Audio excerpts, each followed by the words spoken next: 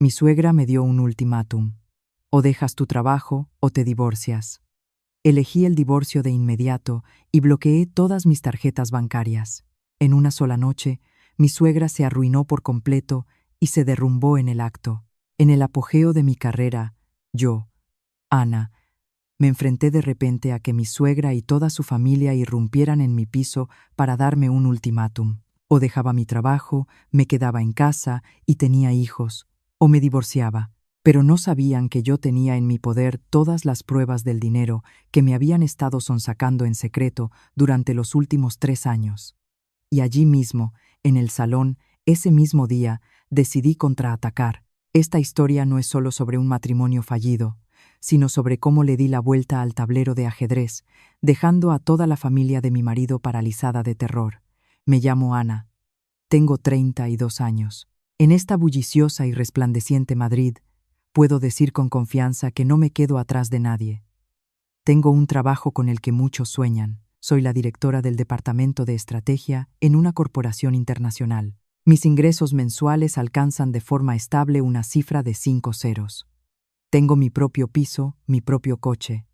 Me parecía que mi vida era un camino recto cubierto de rosas. Hasta ese día, el día en que un verdadero huracán se abatió sobre mi lujoso piso del barrio de Salamanca, en el que había puesto toda mi alma. Era un jueves por la tarde. Acababa de terminar unas importantes reuniones online con socios de Londres. La sensación de éxito y satisfacción todavía flotaba en el aire. Me estiré con placer y me acerqué al enorme ventanal panorámico, observando el ajetreado flujo de coches de abajo. Adoraba esa sensación, la sensación de ser dueña de mi vida, de libertad e independencia. Un insistente timbrazo rompió el silencio de mi apartamento. Esa manera impaciente y algo brusca de llamar no era la de mi marido, Javier. Él siempre había sido más delicado. Un mal presentimiento se apoderó de mí. Fui a abrir, y la escena que se presentó ante mí me dejó petrificada. Mi suegra, Isabel, estaba en el centro, con las manos en jarras y una expresión severa. Detrás de ella se alineaba todo un ejército. La tía de Javier, Carmen, conocida en toda la familia por su costumbre de pedir prestado y no acordarse nunca de devolver. Su tío segundo, Víctor, que en cada encuentro no hacía más que preguntar por mi sueldo, y varios otros parientes lejanos a los que solo había visto un par de veces en alguna celebración. Todos me miraban con un aire evaluador y acusador, como si yo fuera una criminal a punto de ser juzgada. Isabel, tía Carmen, tío Víctor, ¿qué hacéis todos aquí? Y sin avisar, intenté mantener la calma, aunque una ola de indignación ya crecía en mi interior. Isabel ni siquiera se dignó a responderme. Me apartó de un empujón y, sin ninguna ceremonia, guió a toda la procesión directamente al interior de mi piso. Se dispersaron por el salón. Alguien se dejó caer en mi nuevo sofá de piel italiano. Otros curioseaban los objetos de decoración, soltando comentarios a medio camino entre el halago y la crítica. Se me encogió el corazón. Esta es mi casa, mi espacio personal. Y ellos habían irrumpido con tanta desfachatez, como si no hubiera nadie. Ana, siéntate aquí. Tenemos que hablar. Isabel palmeó el sillón frente a ella con un tono autoritario. Respiré hondo, contuve la ira y me senté. Sabía que el espectáculo de hoy había sido montado especialmente para mí. Isabel, tras carraspear, comenzó su discurso preparado de antemano. Anita, llevas 3 años casada con Javier, eres parte de nuestra familia. 3 años no es poco tiempo. Tienes que entender cuál es el papel de una mujer. No importa el éxito que tengas o cuánto dinero ganes, la base de todo es la familia, el marido, los hijos. El trabajo es algo pasajero. Hoy está, mañana no. Lo más importante es ser una buena ama de casa y darle un heredero a nuestra familia, un continuador de nuestro linaje. Se calló, estudiando mi reacción. Yo permanecí en silencio, con las manos entrelazadas en el regazo, las uñas clavándose en mi piel. La tía Carmen asintió de inmediato. Así es, sobrina. A las mujeres se las valora por su marido y sus hijos. Mira, el piso es grande, precioso, pero sin la risa de un niño, es frío y vacío. El tío Víctor intervino. Nuestro Javier gana 1.800 euros al mes, o más. Puede mantener perfectamente a su mujer y a un hijo. Quédate en casa, prepara cocido, cuida de los niños y que él se encargue de proveer. ¿Para qué necesita una mujer matarse a trabajar? Solo para sufrir. Casi me eché a reír a carcajadas. Los 1.800 € de Javier. Esa cantidad no alcanzaba ni para cubrir la cuota mensual de la hipoteca de este piso, por no hablar de las decenas de otros gastos costosos que yo asumía sola. Pero seguí en silencio, esperando ver hasta qué punto de absurdo llevarían este teatro. Al ver que no iba a rendirme, Isabel empezó a perder la paciencia. Fue directa al grano. Su voz se volvió cortante y fría, sin rastro de la falsa amabilidad anterior. Bueno, lo diré sin rodeos. Hoy, la familia y yo hemos venido para darte 2 opciones. La primera, mañana mismo presentas tu dimisión en el trabajo y te dedicas por completo a tu papel de esposa y madre. Javier se hará cargo de todos los gastos. La segunda hizo una pausa. Sus ojos brillaron con malicia. Si tanto te aferras a ese puestecito tuyo, entonces firma los papeles del divorcio. Nuestra familia no necesita una nuera que solo piensa en su carrera y desprecia a la familia de su marido. Sus palabras fueron como una puñalada directa al corazón, no por el dolor, sino por su descaro y crueldad. Miré su rostro triunfante, las miradas codiciosas de los parientes fijas en mí, y lo entendí todo. No solo querían que renunciara, querían controlarme, apoderarse de todo lo que yo había construido con tanto esfuerzo. Querían convertirme en la gallina de los huevos de oro, dócilmente sentada en la jaula dorada que habían preparado para mí. La ira que tanto tiempo se había acumulado en mi interior explotó de repente. Pero no iba a gritar, no iba a tener un ataque de histeria. Les iba a demostrar cómo una mujer moderna, a la que tanto despreciaban, podía devolver el golpe. Tras el ultimátum de Isabel, un silencio opresivo se instaló en el salón. Todas las miradas estaban puestas en mí, esperando un arrebato, una súplica o al menos unas lágrimas. Pero se equivocaron. No hice nada. Simplemente me quedé sentada en silencio, permitiendo que mi silencio se convirtiera en un arma. Mi rostro no expresaba ninguna emoción, frío como el hielo. El prolongado silencio puso nerviosa a Isabel. Creía que la victoria ya era suya, que yo solo intentaba parecer fuerte. ¿Qué pasa? No tienes nada que decir. Te doy hasta esta noche para que lo pienses. O la dimisión o el divorcio. Elige. Lentamente, levanté la cabeza y la miré directamente a los ojos. En lugar de responder, saqué tranquilamente el teléfono del bolsillo. Mis dedos se deslizaron con facilidad por la pantalla, activando el modo de grabación de video. La pequeña luz roja de la cámara se encendió, registrando toda la escena, cada rostro, cada palabra. Mi inesperada acción los tomó a todos por sorpresa. Isabel frunció el ceño y espetó. ¿Qué demonios haces? Guarda ese teléfono ahora mismo. Sonreí. Pero mi sonrisa era fría, sin alegría. ¿Pero qué dice, suegra? Solo quiero inmortalizar este momento memorable. Después de todo, hoy es un gran día. El día en que usted y toda la familia, sin escatimar esfuerzos, han venido a mi casa para enseñarle modales a esta nuera descarriada. Sus sabias palabras deben ser grabadas para poder reflexionar sobre ellas más tarde, ¿no cree?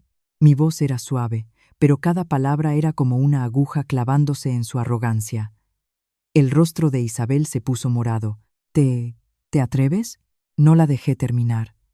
Mi mirada se apartó de ella y recorrió a los parientes, que se removían inquietos en el sofá. Me detuve en la tía Carmen. Tía Carmen, si no me equivoco, hace 3 meses viniste a pedirme prestados 500 € para que tu hijo cambiara de coche.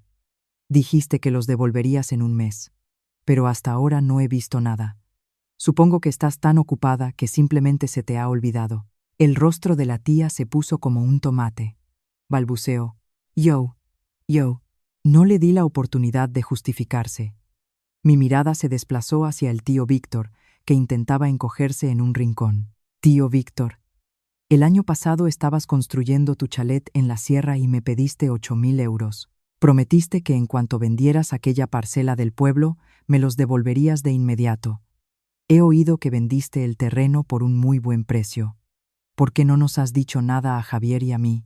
El tío Víctor palideció y agitó las manos apresuradamente. Sí, sí, sobrina. Justo pensaba pasarme uno de estos días a devolvértelo. Es que he tenido mucho lío últimamente. El silencio volvió a envolver la habitación. Su aire triunfal inicial se había desvanecido sin dejar rastro, reemplazado por la confusión y la vergüenza. Sabía que había tocado su punto débil. Estas personas, que tanto disfrutaban pontificando sobre la moral, en realidad no eran más que un nido de parásitos que vivían de mi bondad y mi discreción. Me levanté, irguiéndome en toda mi estatura. Mi voz se volvió firme, sin una pizca de la suavidad anterior. Estimada suegra, estimados tíos, permítanme aclarar la situación de una vez por todas. Este piso fue comprado exclusivamente con mi dinero. La escritura de propiedad está a mi nombre, Ana García López. Es mi propiedad privada, protegida por la ley. El hecho de que hoy hayan irrumpido en mi casa, me hayan presionado y amenazado, ya constituye un delito. Allanamiento de morada.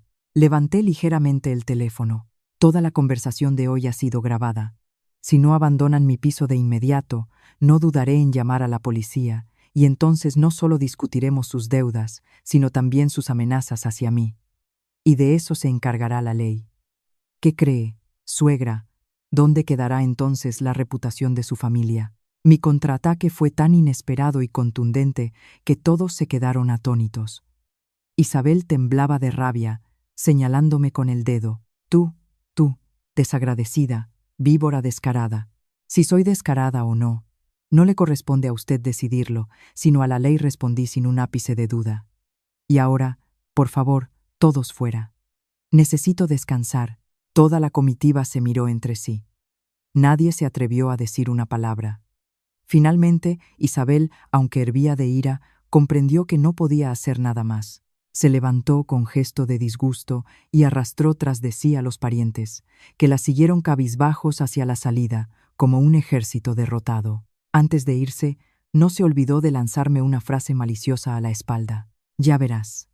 A ver cómo se las arregla contigo Javier cuando vuelva.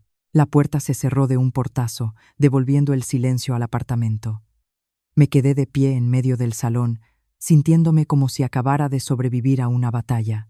La adrenalina se disipó, dejando tras de sí un cansancio mortal, pero en lo más profundo de mi ser se había encendido un fuego, el fuego de la resistencia.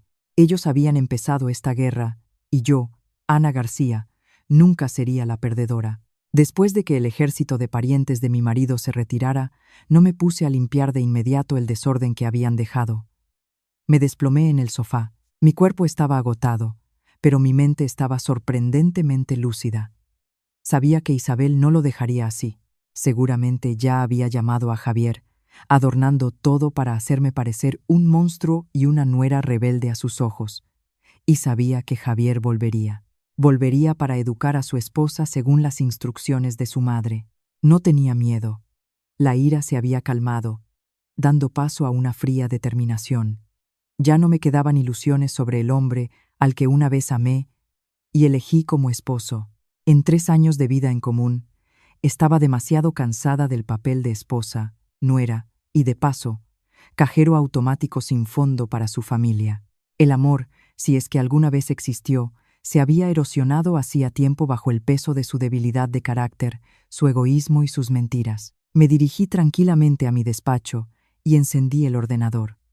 No borré el vídeo que había grabado, al contrario, lo guardé en una carpeta protegida en la nube y envié una copia a mi mejor amiga y abogada, Elena. Adjunté una breve nota al correo.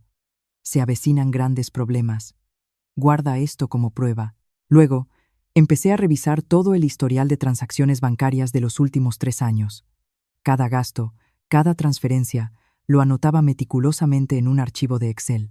Las cifras que danzaban en la pantalla parecían reírse de mi estupidez. El dinero que había gastado en regalos para su familia, el dinero que le había dado a su hermano menor para saldar deudas de juego, el dinero que le regalaba a su madre en cada celebración, todo sumaba una cantidad colosal, suficiente para comprar otro piso. El colmo de las mentiras fueron las sumas que Javier transfería en secreto de mi cuenta a la de su madre con las excusas más ridículas, que en su día creí ciegamente. Aproximadamente 1 hora después, la llave giró en la cerradura. Javier había vuelto. Entró en el piso con el rostro desfigurado por la rabia. Ni siquiera me miró. Arrojó su maletín al suelo y gritó: «Ana, ¿qué demonios has montado aquí? Me acaba de llamar mi madre. Está llorando. Dice que la has echado de casa a ella y a toda la familia. ¿Es que no nos tienes ningún respeto, ni a mí ni a mi familia?» Levanté la vista hacia él. Mi mirada era completamente tranquila. Yo no he echado a nadie. Solo le pedí a unos extraños que abandonaran mi casa. Las palabras «mi casa» le afectaron como un trapo rojo a un toro. Javier se abalanzó hacia mí y rugió: «¿Mi casa? Es nuestra casa. ¿Qué quieres decir? ¿Crees que porque ganas más que yo puedes despreciarme a mí y a toda mi familia?» «Sí, despreciar», sonreí con amargura. «Javier, pregúntate quién desprecia a quién en realidad. ¿Sabes lo que tu madre vino a decirme hoy? Me dio a elegir. O dejaba el trabajo o me divorciaba. Quiere que me quede en casa y que tú me mantengas con tu sueldo de 1.800 euros al mes. ¿No te parece ridículo?» Javier se quedó perplejo, pero enseguida empezó a justificarse. «Bueno, mamá solo se preocupa por ti, quiere que descanses, que no te mates a trabajar. Tenía buenas intenciones». «¿Buenas intenciones?» Me levanté de un salto, encarándome con él. ¿Buenas intenciones es apoderarse de mi tarjeta de nómina? ¿Buenas intenciones es encerrarme en casa para que todos podáis mangonearme y sacarme el dinero? Javier, deja de hacerte el inocente.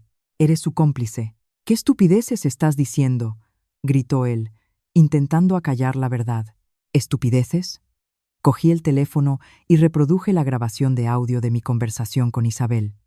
Su voz chillona y calculadora llenó la silenciosa habitación. «En cuanto deje el trabajo, hay que quitarle la tarjeta de la nómina. Gana mucho. Si le queda dinero, se le ocurrirá alguna otra tontería». El rostro de Javier se volvió blanco como el papel. Retrocedió un paso, balbuceando: «Eso lo has montado tú. Tú provocaste a mi madre. No necesito provocar a nadie. Esta es la verdadera cara de tu madre, de tu familia, y también la tuya. No le di tiempo a reaccionar y asesté el golpe de gracia. El mes pasado me dijiste que te habían dado una prima y que le compraste a tu madre un brazalete de jade de 1.200 euros para alegrarla. Pero el extracto de mi tarjeta de crédito muestra un cargo por exactamente esa cantidad en una joyería. Hace 2 meses, tu hermano Kiko volvió a perder en las apuestas. Dijiste que habías pedido prestados 500 euros a unos amigos para él, pero en realidad transferiste el dinero en secreto desde mi cuenta de ahorros. ¿Creías que no me enteraría? Javier, cada una de mis palabras era una prueba irrefutable, un golpe directo a sus mentiras. Javier estaba completamente destrozado. Se desplomó en el sillón, agarrándose la cabeza con las manos, incapaz de pronunciar una palabra. Su silencio era la confesión más elocuente. Miré al hombre que tenía delante, al que una vez amé, y ahora solo sentía desprecio y decepción. Todo estaba meridianamente claro. Este matrimonio había sido un engaño desde el principio. El silencio de Javier era opresivo. No negaba, no gritaba, simplemente permanecía inmóvil como una estatua. Probablemente nunca imaginó que yo, su esposa siempre comprensiva y tolerante, pudiera volverme tan incisiva y decidida. Estaba demasiado acostumbrado a que yo siempre cediera, siempre en nombre de la llamada paz familiar, haciendo la vista gorda a todas sus fechorías. Lo miré. En mis ojos no había ni una pizca de emoción. Javier, te he dado muchas oportunidades. Esperaba que cambiaras, que empezaras a pensar, que te convirtieras en un verdadero marido, el pilar de nuestra pequeña familia. Pero me equivoqué. No me elegiste a mí. Elegiste a tu familia, su codicia y sus mentiras. Elegiste ser un hombre mediocre que vive a costa de su esposa, pero que siempre se las da de importante. Dicho esto, me acerqué tranquilamente a mi escritorio, abrí un cajón y saqué una pila de papeles cuidadosamente doblados. Era la demanda de divorcio. La había preparado hacía 6 meses. El día que descubrí que Javier había cogido mi dinero en secreto para invertir en una turbia aventura de su tío y lo había perdido todo, en aquel momento estuve a punto de presentarla, pero volví a ablandarme, volví a engañarme a mí misma pensando que cambiaría. Pero hoy me di cuenta de que mi paciencia se había agotado. Coloqué la demanda de divorcio en la mesa de centro, justo delante de Javier. Las dos palabras impresas en negrita, demanda de divorcio, cayeron como un martillazo sobre su aturdida conciencia. ¿Qué es esto? Javier levantó bruscamente la cabeza. Su voz temblaba. El divorcio, respondí con un tono glacial. Creo que ya no tenemos nada más de qué hablar. Fírmalo. No tenemos muchos bienes gananciales, porque casi todo es mío. Este piso es mío, el coche también. Hay una cuenta de ahorros conjunta, pero el dinero también es mío. No voy a reclamar lo que he gastado en tu familia estos 3 años. Considéralo el precio de mi estupidez. Solo tienes que firmar y nos separaremos amistosamente. Javier se quedó mirando la demanda, luego a mí. Había terror en sus ojos. Ana, no hagas esto. Me equivoqué. Sé que me equivoqué. Dame otra oportunidad, te lo ruego. ¿Una oportunidad? Esbocé una sonrisa torcida. ¿Cuántas oportunidades te he dado ya, Javier? ¿Las recuerdas? ¿Las valoraste? Demasiado tarde. Viendo mi determinación, Javier cambió de táctica y pasó a las amenazas. No creas que te vas a librar de mí tan fácilmente. No firmaré. Nunca. Eres mi esposa y tienes una responsabilidad con esta familia. ¿Responsabilidad? Lo miré directamente a los ojos. Mi responsabilidad no consiste en mantener a toda tu familia. Si no firmas, no pasa nada. Presentaré la demanda de divorcio de forma unilateral con todas las pruebas que tengo. Grabaciones de audio, extractos bancarios, testimonios. ¿Qué crees que decidirá el juez? ¿Crees que te irás con las manos vacías o que además tendrás que pagarme una indemnización? Mis palabras hicieron callar a Javier. Sabía que no bromeaba. Sabía que tenía pruebas suficientes para hundirlo. En ese momento, su teléfono empezó a sonar sin parar con notificaciones. Lo cogió inconscientemente. La expresión de su rostro cambió bruscamente del pánico al terror más absoluto. Levantó la vista hacia mí. Su voz era apenas un susurro. ¿Qué? ¿Qué has hecho? Bebí un sorbo de agua tranquilamente.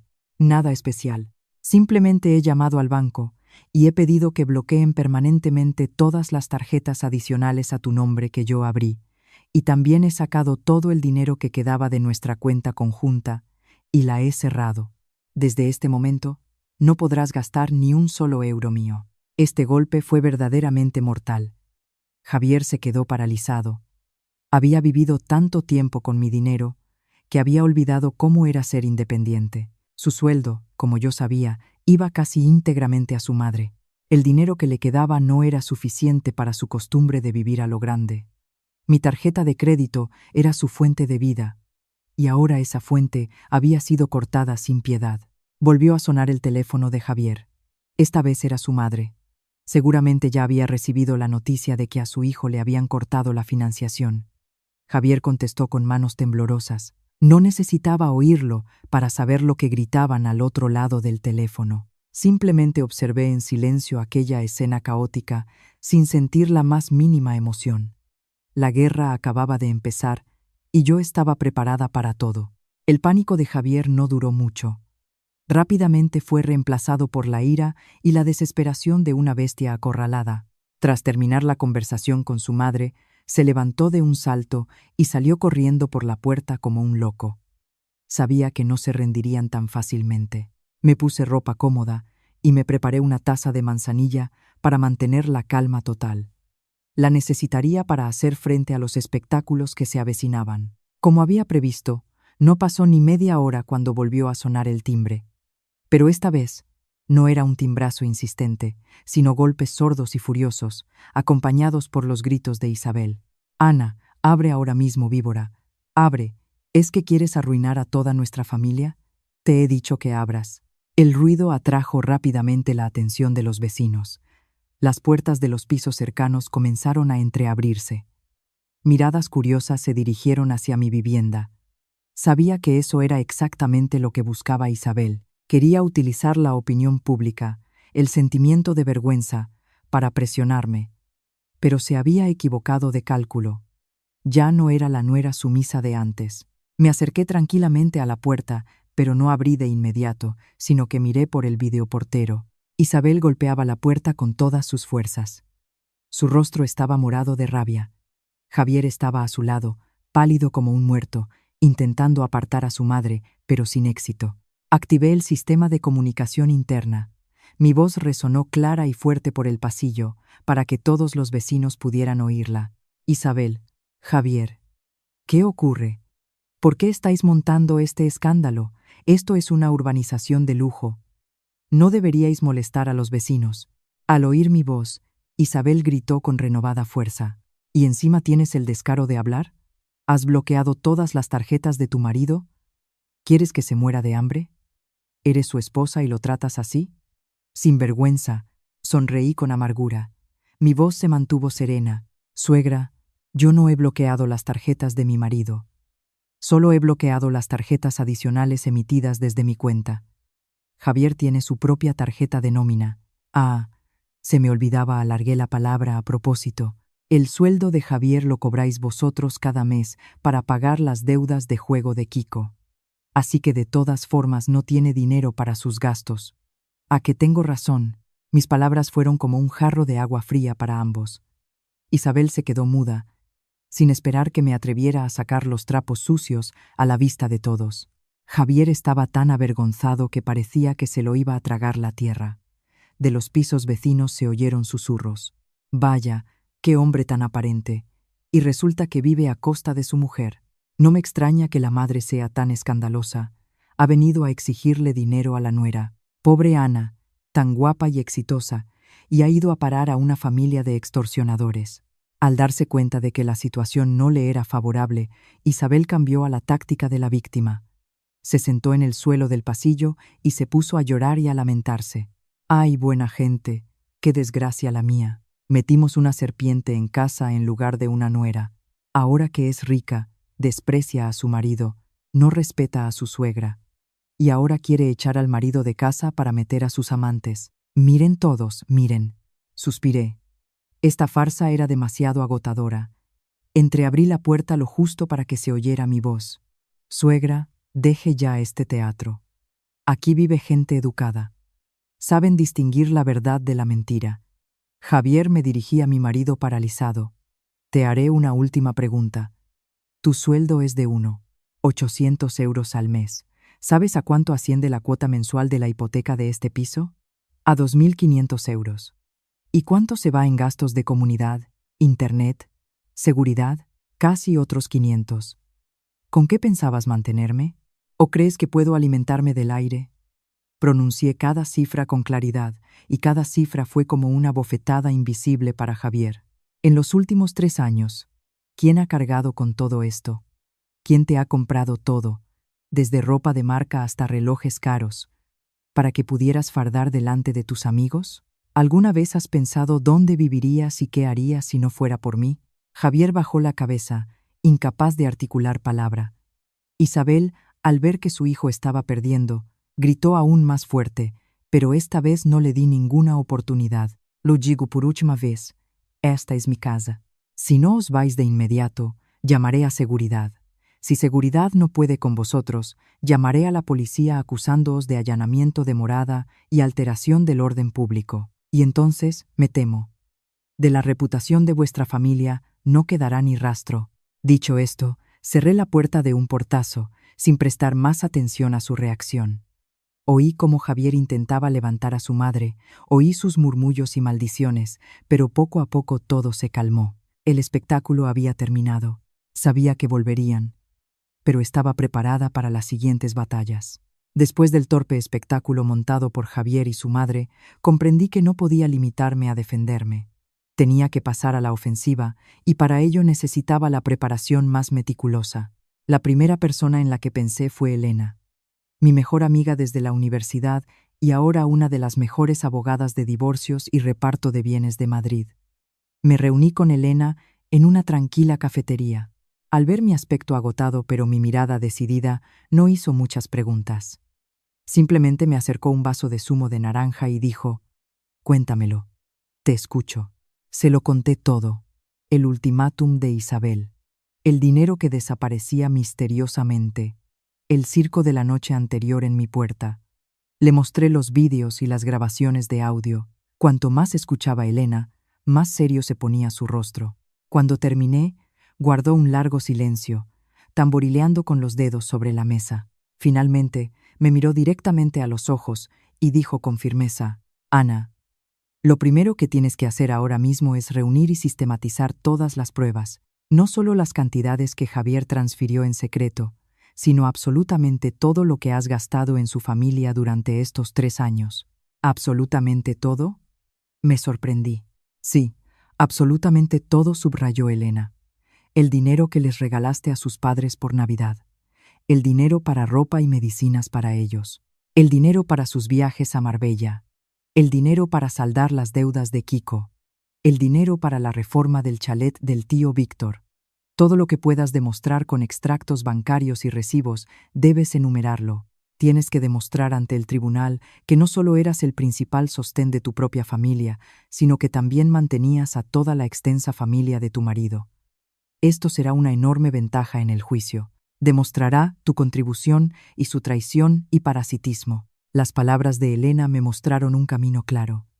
Esa noche volví a casa y me puse a trabajar como una contable a mi pesar. Entré en las áreas personales de todos mis bancos y descargué meticulosamente los extractos de los últimos 3 años. Revisé correos electrónicos con confirmaciones de pedidos. Busqué viejos recibos olvidados en los cajones. Cuanto más trabajaba, más sorprendida estaba. Las cifras que aparecían en la tabla de Excel eran como cuchillos clavándose en mi corazón. Pagué el viaje de toda su familia a Marbella, casi 5.000 euros. Pagué el tratamiento de su padre en una clínica privada, más de 8.000 euros. Le presté a Kiko, ese hermano inútil, innumerables veces para saldar sus deudas de juego. En total, más de 15.000 euros. Y un sinfín de gastos menores que nunca había contado. Cuando la suma total apareció en la pantalla, apenas podía respirar. Casi 80.000 euros. En 3 años, había invertido casi 80.000 euros en esa familia. Una familia que nunca me había considerado realmente una de los suyos. Las lágrimas brotaron de mis ojos, no por el dinero, sino por el dolor de mi propia estupidez y ceguera. Había sacrificado tanto para recibir a cambio solo desprecio y un intento descarado de robarme. En ese momento sonó mi teléfono, el número de Isabel. Respiré hondo, me sequé las lágrimas, pulsé el botón de respuesta y no olvidé activar la grabación de la llamada. Al otro lado de la línea, la voz de Isabel era empalagosamente dulce, completamente diferente a su habitual tono agresivo. Diga, Anita, hija. Soy mamá. Sí, la escucho. Suegra, respondí fríamente. Anita, lo del otro día. Fue un arrebato. No te enfades conmigo, ¿vale? Solo me preocupo por ti, y por Javier, comenzó su conocida cantinela. Javier es un tontorrón. Tú eres la esposa, sé más sabia. Perdónalo esta vez. Guardé silencio, esperando ver qué truco sacaría esta vez. Verás, es que ahora tengo algunas dificultades económicas. Javier me dio su sueldo para pagar las deudas de Kiko, y este mes los acreedores están apretando mucho. Me faltan unos cuantos miles. ¿Podrías prestarme un poco? Luego le diré a Javier que te lo devuelva todo, hija? Casi me eché a reír. Su plan era demasiado obvio. Fingir arrepentimiento para sonsacar dinero. Pero no sabía que acababa de proporcionarme una prueba irrefutable. Sonreí, manteniendo un tono tranquilo. Vaya, y yo que pensaba que el sueldo de Javier era para sus gastos personales. Resulta que se lo queda todo usted para pagar las deudas de Kiko. Pobre Javier, trabajando tan duro, y no tiene ni para sus gastos.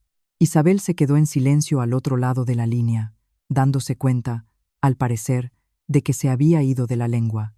Intentó rectificar apresuradamente. No quería decir eso, pero no le di la oportunidad. Mire, suegra, ahora estoy ocupada, y en cuanto al dinero, arréglese con Javier. Cuelgo. Terminé la llamada, sintiendo un extraño alivio. Un extracto detallado de 80.000 euros. Una grabación de audio donde Isabel admitía que se quedaba con todo el sueldo de su hijo. Las pruebas estaban en mis manos.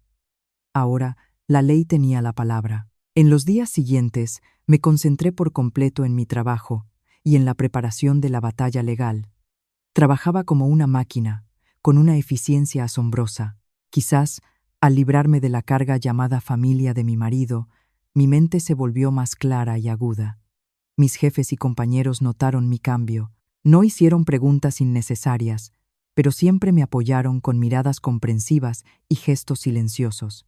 La directora de Recursos Humanos incluso me llamó a su despacho y me dijo que si necesitaba tomarme unas vacaciones para resolver asuntos personales, la empresa siempre me apoyaría. Su amabilidad me reconfortaba y me daba fuerzas. Pensé que Javier y su madre seguirían montando escándalos, pero, para mi sorpresa, todo estaba inusualmente tranquilo. Quizás, después de la humillación pública ante los vecinos, comprendieron que la táctica del chantaje y los escándalos ya no funcionaba conmigo. O tal vez estaban preparando en secreto un nuevo plan. Pero me equivocaba. Esa calma era solo la que precede a la tormenta. Una tarde, al salir de la oficina, una figura familiar me esperaba en la entrada. Era Javier. Parecía más demacrado y patético de lo que podría haber imaginado. El traje de marca que siempre llevaba estaba arrugado. Tenía barba de varios días y el pelo, siempre perfectamente peinado con gomina, ahora estaba desordenado.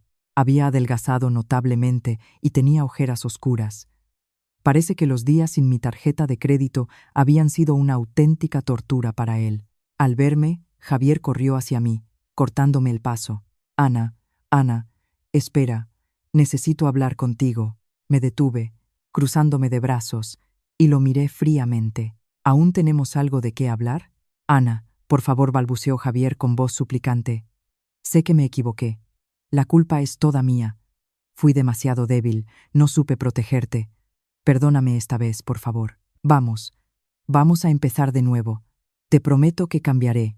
No volveré a permitir que mi madre y los demás te traten así. Extendió la mano para cogerme del brazo, pero yo retrocedí un paso, esquivándolo. Empezar de nuevo. Sonreí con amargura. Mi sonrisa estaba llena de sarcasmo. Javier, ¿sabes cuántas veces me has dicho ya esa frase? Cada vez que te equivocabas, cada vez que me engañabas, lo decías. Y cada vez, como una tonta, te creía. Pero ya no más. Esta vez es diferente, Ana. Esta vez lo digo de corazón, intentó convencerme. En sus ojos se leía la desesperación. No puedo vivir sin ti. Estos últimos días es como si me hubiera perdido a mí mismo. Sin ti no soy nada. ¿No puedes vivir sin mí o sin mi dinero? Pregunté sin rodeos, sin ninguna compasión. Javier, deja este teatro. Estoy muy cansada.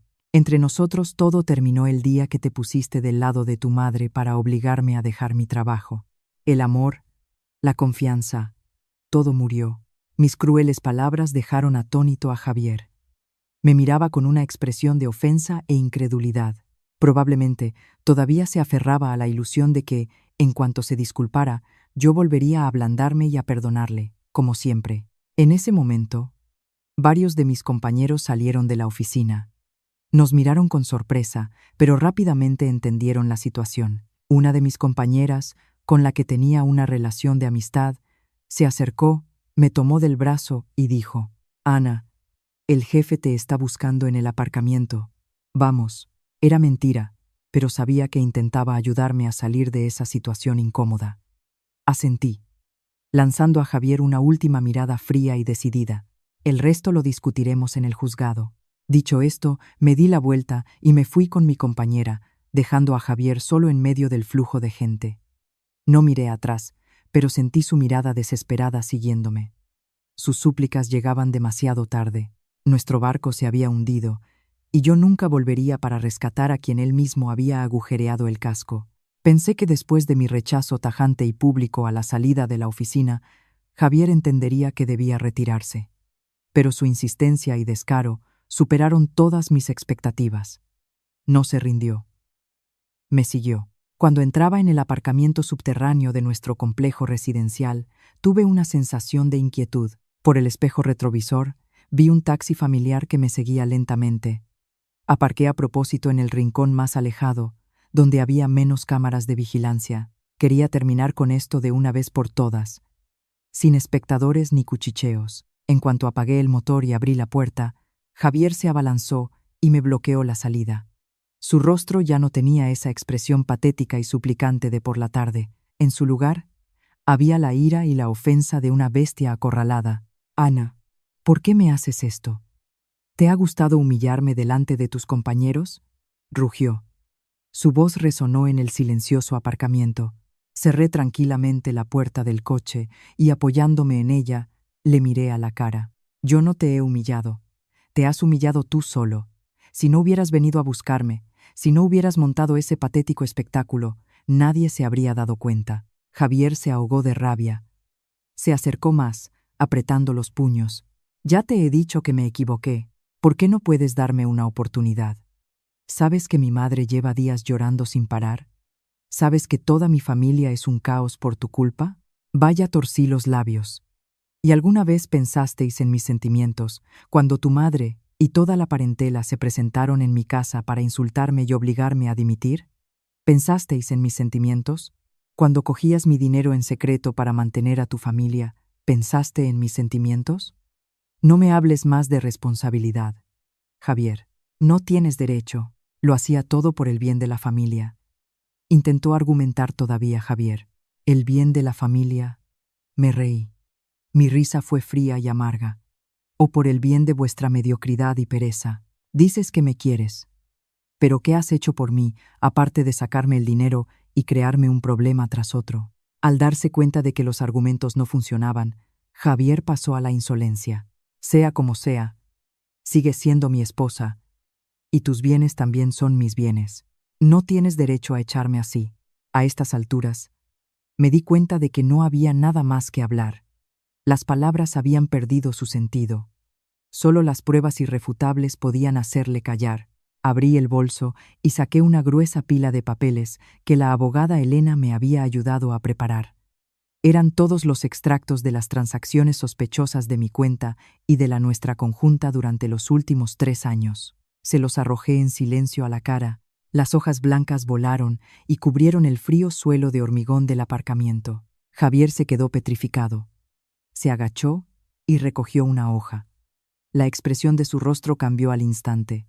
En marzo del año pasado, le transferiste a tu madre 1.500 euros, diciendo que eran para reformar la cocina, pero en realidad era para que tu hermano pagara sus deudas de apuestas deportivas. En julio del año pasado, transferiste 2.000 euros a la cuenta de tu tío, diciendo que era una inversión conjunta, pero en realidad era para que tu tío comprara una parcela a su nombre. En diciembre del año pasado, sacaste 800 euros en efectivo, diciendo que era para resolver asuntos del trabajo, pero en realidad era para comprar regalos para la familia de tu tía. Pronuncié cada cantidad con claridad. Cada palabra mía era como un martillazo sobre los restos de su amor propio. Él temblaba, las hojas se le caían de las manos. Y eso no es todo, Javier. En total, en 3 años, me has transferido en secreto casi 40.000 euros. ¿Creías que no sabía nada? ¿Creías que era una tonta a la que se podía engañar tan fácilmente? Me acerqué a él y le susurré al oído unas palabras que le provocaron un escalofrío. Ah, y todas vuestras conversaciones telefónicas con tu madre, vuestro plan para apoderaros de mis bienes. También lo grabé todo. ¿Quieres escucharlo? Este último golpe destrozó por completo a Javier.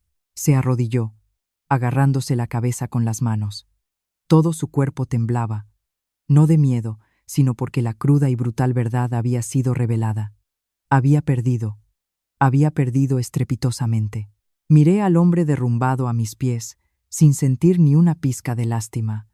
Me di la vuelta, abrí la puerta del coche, me senté y arranqué el motor. El rugido del motor rompió el siniestro silencio del aparcamiento. Me fui, dejando a Javier solo con un montón de pruebas de su culpabilidad, con una verdad que ya nunca podría negar. Era hora de que el espectáculo terminara. Tras la revelación en el garaje subterráneo, Javier desapareció por completo de mi vida. No más llamadas, no más escenas suplicantes. Pensé que finalmente había entendido su situación y aceptado la realidad, pero ese silencio resultó ser el presagio de una tormenta aún más fuerte. Aproximadamente una semana después, tarde por la noche, cuando ya me disponía a dormir, mi teléfono vibró frenéticamente. Un número desconocido. Normalmente no contesto a esas llamadas, pero una intuición me dijo que debía hacerlo. Diga. Al otro lado de la línea, la voz era ronca y débil, interrumpida por una respiración pesada y sollozos.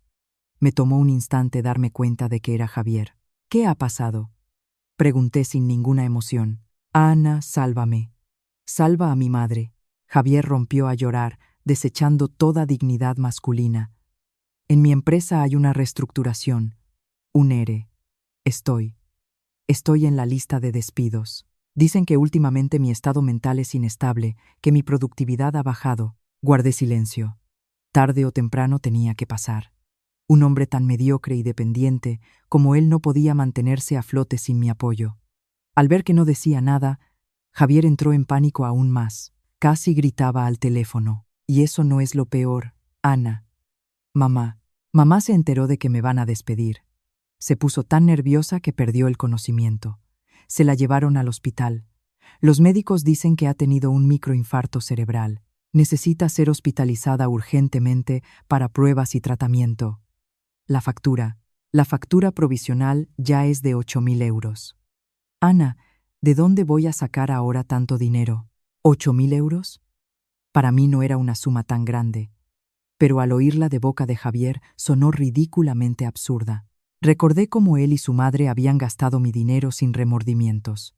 Recordé la ropa de marca, los viajes de lujo, y ahora solo 8.000 euros para un tratamiento podían ponerlos en un aprieto. Ana, te lo suplico, te lo pido de rodillas. La voz de Javier al otro lado de la línea se convirtió en una súplica desesperada. Préstamelo, por favor, por última vez. Te juro que trabalharé como una bestia para devolvértelo todo. Solo esta vez. Salva a mi madre. Si le pasa algo, no lo superaré. Volvió a usar a su madre como escudo, volviendo a apelar a la lástima. Un truco viejo y despreciable. Pero esta vez mi corazón era de piedra.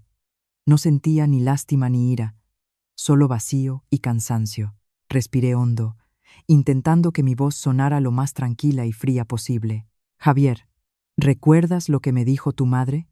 Dijo que la principal obligación de una mujer es cuidar de la familia de su marido. Dijo que mi trabajo era una tontería. Dijo que tú eras perfectamente capaz de mantenerme. Hice una pausa para que cada una de mis palabras calara en su conciencia. Ahora tu madre está en el hospital. Tú, como hijo, como cabeza de familia, cuida de ella tú mismo. Es tu responsabilidad, no la mía. Ana, no puedes ser tan cruel, gimió Javier. ¿Cruel? Esbocé una sonrisa, pero la risa no salió. Los verdaderamente crueles fuisteis vosotros. ¿Pensasteis en mí cuando planeabais apoderaros de mis bienes? ¿Pensasteis en mí cuando me insultabais y coaccionabais? Si no tienes dinero, vende el chalet de tu familia. Pide prestado a los parientes a los que tanto he ayudado. No me llames más. A partir de ahora, entre mi familia y la tuya, no hay nada en común. Dicho esto, no le di a Javier la oportunidad de responder. Colgué con decisión. Inmediatamente después, bloqueé su número. Me quedé en la oscuridad de la habitación, mirando las luces de la ciudad nocturna. Sorprendentemente, sentía una gran calma. Su desesperación ya no podía afectarme. La puerta al pasado estaba cerrada, y nunca más volvería a mirar atrás. Cuando la vía de las súplicas fue cerrada, la naturaleza testaruda y descarada de Isabel volvió a tomar el control. Decidió jugar su última carta, una que, según ella, debía destruirme, montar un escándalo en mi lugar de trabajo. Era lunes por la mañana. El ambiente en la oficina era tenso.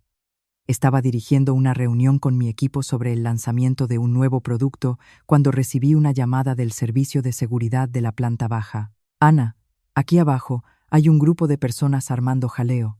Dicen que son sus parientes y quieren verla.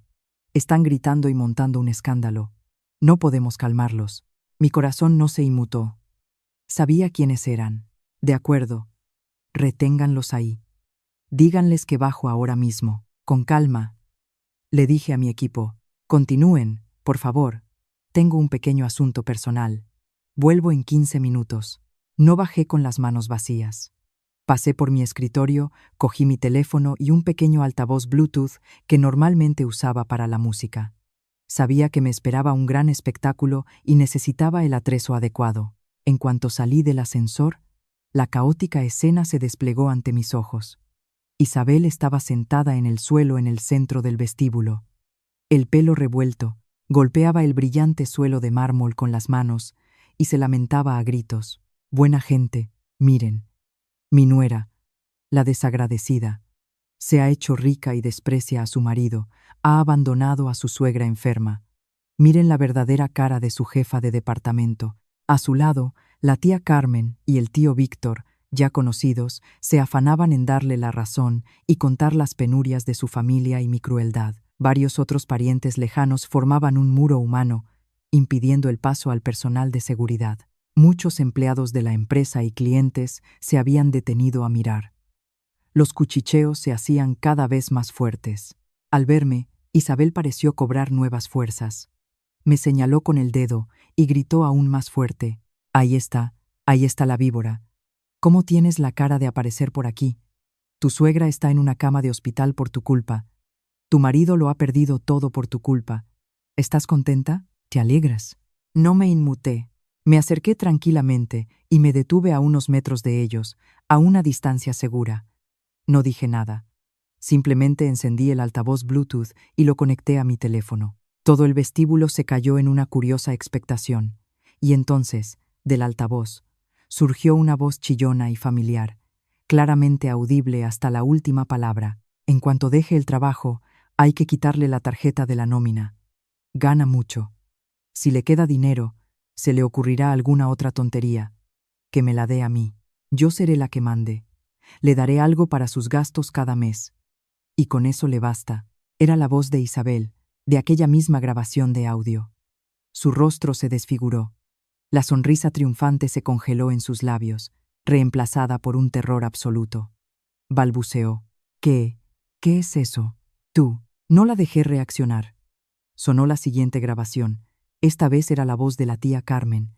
Así es, hermana. Hay que ponerla en su sitio. Una mujer, por muy lista que sea, siempre tiene que estar un peldaño por debajo de su marido. Y el dinero, que lo manejen los hombres. Es más seguro. Un murmullo recorrió el vestíbulo.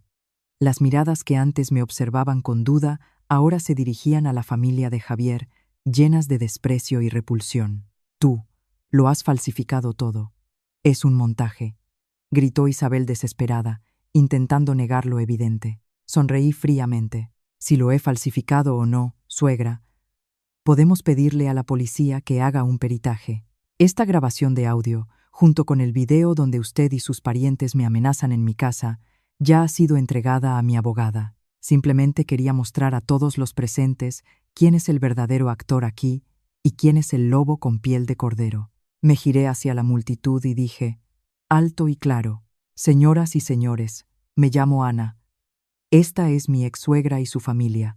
Han venido hoy aquí no porque yo sea una desagradecida, sino porque les he cortado el grifo financiero del que me han estado sacando dinero durante los últimos 3 años. Quieren destruir mi reputación para obligarme a mantenerlos de nuevo. Todas las pruebas las presentaré en el juzgado. Gracias por su atención. Dicho esto, hice una señal al servicio de seguridad. Esta vez nadie se interpuso. Los guardias, altos y corpulentos, se acercaron rápidamente y escoltaron a la familia de Isabel, muda de vergüenza, fuera del edificio. Ella ya no gritaba, solo caminaba cabizbaja bajo los cuchicheos y las miradas de desprecio de todos. El espectáculo había terminado con un fracaso total y humillante para sus instigadores. Me di la vuelta y me dirigí directamente al ascensor. Sorprendentemente, sentía una gran calma. Sabía que, a partir de ese momento, nunca más se atreverían a molestarme. Tras la desastrosa actuación en mi oficina, la familia de Javier se calmó por completo. Probablemente, la humillación pública fue un golpe demasiado fuerte, quebrando definitivamente su descaro. Unos días después, recibí una citación del juzgado de primera instancia. Javier y yo estábamos convocados a un acto de conciliación previo al juicio de divorcio. Finalmente, el día llegó. Fui al juzgado con Elena. Contrariamente a mis expectativas de un lugar estricto y frío, la sala de conciliación era pequeña y sencilla.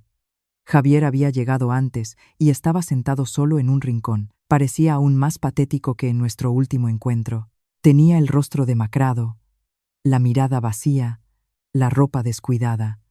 Ya no era el hombre pulcro y seguro de sí mismo que una vez conocí. El fracaso estaba escrito en cada uno de sus rasgos. Al vernos a Elena y a mí, Javier solo levantó la vista un instante y luego la volvió a bajar al suelo, sin atreverse a mirarme a los ojos. La jueza que dirigía el acto era una mujer de mediana edad, con un rostro amable pero una mirada muy perspicaz. Revisó nuestro expediente, luego levantó la vista hacia nosotros y dijo con suavidad: Ana García, Javier Pérez. El juzgado ha recibido una demanda de divorcio unilateral por parte de la señora García. Según el procedimiento, hoy celebramos un acto de conciliación para darles la oportunidad de reconsiderar, de arreglar sus relaciones familiares. El matrimonio es un paso serio, y su ruptura siempre es triste, especialmente cuando son tan jóvenes. Habló mucho sobre el significado de la familia, sobre los deberes conyugales, sobre la necesidad de darse una oportunidad. La escuché en silencio, sin interrumpir.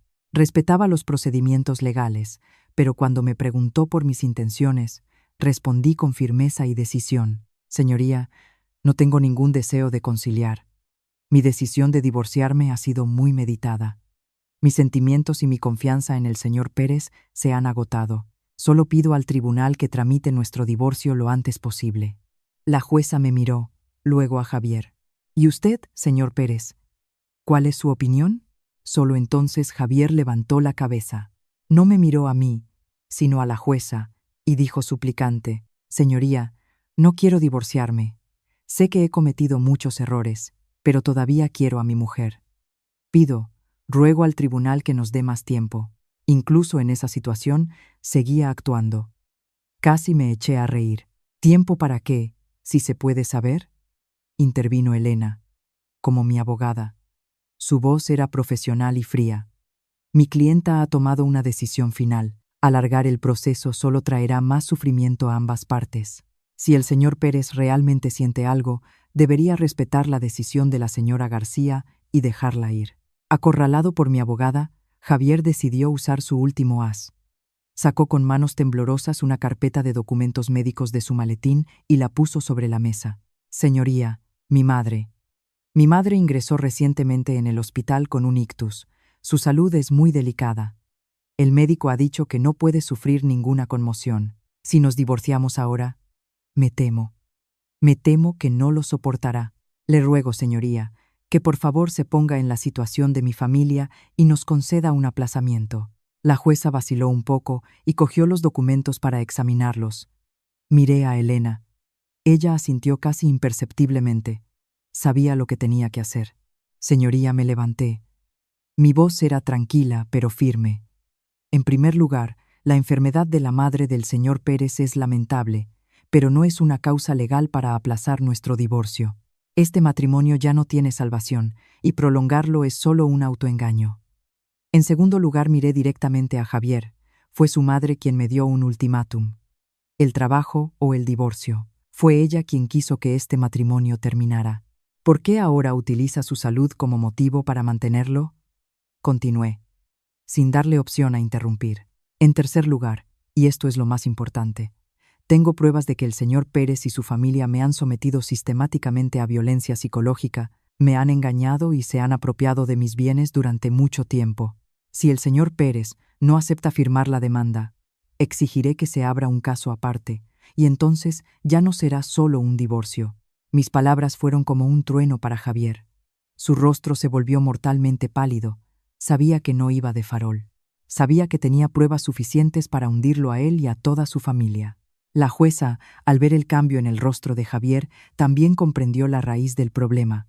Dejó a un lado los documentos médicos y dijo, con una voz ya más severa: Señor Pérez, el tribunal toma nota del estado de salud de su madre. Sin embargo, no es una base jurídica para aplazar el divorcio cuando una de las partes ha tomado una decisión firme. Si realmente no pueden arreglar su relación, es mejor resolver este asunto de forma definitiva. Todas las vías de escape estaban cortadas. Javier se desplomó en la silla. Parecía abatido. Comprendió que había perdido definitivamente. Al final, bajo la presión del juzgado y de la abogada, cogió un bolígrafo con mano temblorosa y firmó el convenio de divorcio. Cuando se estampó la última firma, sentí un enorme alivio recorrer todo mi cuerpo. 3 años de infierno habían terminado oficialmente. Me levanté, junto con Elena, hice una reverencia a la jueza y salí de la sala, sin mirar ni una sola vez al hombre que una vez fue mi marido. La puerta se cerró a mi espalda, poniendo punto final al capítulo más oscuro de mi vida. El divorcio estaba tramitado, pero mi batalla aún no había terminado.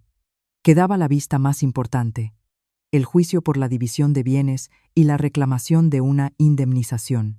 No necesitaba nada de Javier, pero estaba decidida a recuperar los casi 40,000 euros que me había robado en secreto, así como a obtener una compensación por daños morales. El día del juicio, el ambiente era mucho más tenso que en el acto de conciliación.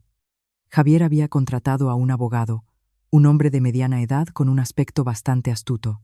Al vernos a Elena y a mí, ese abogado incluso esbozó una sonrisa desafiante. Comenzó la sesión. Después de que el juez anunciara el motivo, Elena, en mi representación, expuso de manera clara y lógica todas nuestras reclamaciones. Presentó un desglose detallado de todas las sumas que Javier había transferido, con los documentos bancarios certificados adjuntos. También presentó pruebas de la violencia psicológica por parte de la familia de Javier, incluidas las grabaciones de audio y video. Nuestras peticiones eran claras. Javier debía devolver la totalidad del importe apropiado y pagar una indemnización por daños morales de 8.000 euros. Cuando Elena terminó, llegó el turno de la parte de Javier. Su abogado se levantó y, sin molestarse en refutar nuestras pruebas, lanzó un ataque inesperado. «Señoría», dijo con voz segura, «nos oponemos categóricamente a estas acusaciones infundadas. Mi defendido, Javier Pérez, no se ha apropiado de ningún bien de Ana García. Al contrario, es la propia señora García quien se ha dedicado a ocultar bienes gananciales». Un murmullo recorrió la sala. Elena y yo nos miramos con sorpresa, pero mantuvimos la calma. Sabía que no se quedarían de brazos cruzados, pero no esperaba una mentira tan descarada. El abogado continuó, levantando una carpeta de documentos. «Tenemos pruebas de que, solo una semana antes de presentar la demanda de divorcio, Ana García transfirió una suma considerable de 8.000 euros a la cuenta de una tal Elena Jiménez. Y, señoría, esta persona no es otra que la respetable abogada que se sienta ante usted», señaló a Elena con un aire triunfante. Todas las miradas en la sala se dirigieron a mi amiga. Javier también levantó la cabeza. Un débil rayo de esperanza brilló en sus ojos. «Esto es un claro intento de confabulación con el fin de ocultar activos antes del divorcio para evitar su reparto legal. Solicitamos al tribunal que tenga en cuenta este hecho y desestime todas las pretensiones de la demandante», concluyó el abogado con aire de suficiencia. La atmósfera en la sala se caldeó. El juez miró a Elena con interrogación. Si esta acusación era cierta, no solo yo estaría en una posición desfavorable, sino que la reputación de Elena como abogada se vería gravemente perjudicada. Pero, en contra de sus expectativas, Elena no mostró la más mínima inquietud. Se levantó tranquilamente y sonrió con suavidad, una sonrisa profesional y segura. «Señoría, gracias a mi colega por plantear esta cuestión. Efectivamente, mi clienta, Ana García, me transfirió la suma de 8.000 euros en el periodo indicado». La admisión de Elena hizo que Javier y su abogado sonrieran con aún más suficiencia, pero sus sonrisas se desvanecieron rápidamente cuando Elena continuó. «Sin embargo, esto no constituye en modo alguno una ocultación de activos». Elena colocó sobre la mesa del juez otra carpeta de documentos cuidadosamente encuadernada. «Este es un contrato de gestión de inversiones entre la señora García y yo, firmado hace 2 años y ante notario. Según este contrato, Ana García me confía, como particular e inversora, el uso de parte de sus ingresos para invertir en valores y bienes inmuebles. La suma de 8.000 euros fue una de las transferencias programadas en el marco de este contrato. Todas las operaciones son legales, transparentes y están documentadas». Elena continuó. Su voz se tornó más firme. «Además, ruego al tribunal que observe que los ingresos mensuales de mi clienta ascienden a varios miles de euros. Una inversión de 8.000 euros, en comparación con su patrimonio e ingresos totales, es insignificante. Afirmar que la señora García ocultó una suma tan pequeña para eludir sus obligaciones con un marido que no hacía ninguna contribución económica y además vivía a su costa, es un argumento completamente absurdo y ridículo. La respuesta de Elena, aguda y respaldada por pruebas, dio un vuelco total a la situación. El rostro del abogado de Javier pasó de triunfante a mortalmente pálido. No esperaba que estuviéramos tan bien preparadas. Su sucio plan para difamarme se había desmoronado estrepitosamente en plena sala del tribunal. El último rayo de esperanza de Javier se extinguió. Se quedó sentado, con la cabeza gacha, irradiando una desesperación total y absoluta. Tras la contundente respuesta de Elena, el silencio se apoderó de la sala. El abogado de Javier permanecía de pie, como petrificado, incapaz de articular palabra.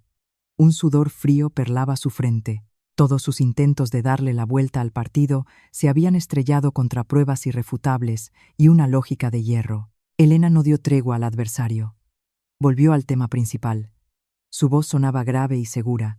Señoría, una vez aclarada la falta de fundamento de las acusaciones de la parte demandada, me gustaría volver a nuestras reclamaciones. Disponemos de extractos bancarios completos y certificados que demuestran que el ciudadano Javier Pérez transfirió sistemática y secretamente dinero de la cuenta de su esposa, Ana García, a las cuentas de su madre, Isabel Pérez, y de su hermano, Francisco Quico Pérez.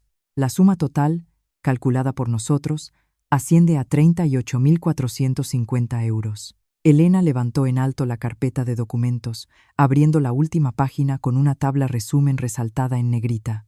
Esto constituye una apropiación indebida de bienes durante el matrimonio y una grave violación del Código Civil. Estas acciones no solo han causado un perjuicio económico, sino que también constituyen un engaño, una traición, que ha causado a mi clienta un profundo trauma moral, continuó, con su aguda mirada fija en Javier. Además, tenemos pruebas de que Isabel Pérez y otros miembros de la familia acudieron en repetidas ocasiones al domicilio y al lugar de trabajo de Ana García para montar escándalos, insultarla, amenazarla y coaccionarla para que dejara su trabajo con el fin de apoderarse de todos sus ingresos.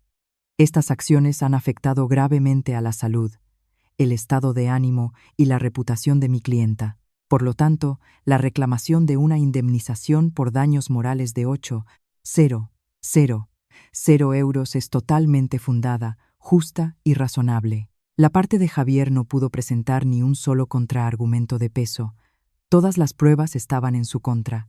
Su abogado solo pudo balbucear frases débiles como eran regalos voluntarios entre cónyuges o Ana García estaba de acuerdo, pero no tenía ni un solo documento o testigo para corroborarlo.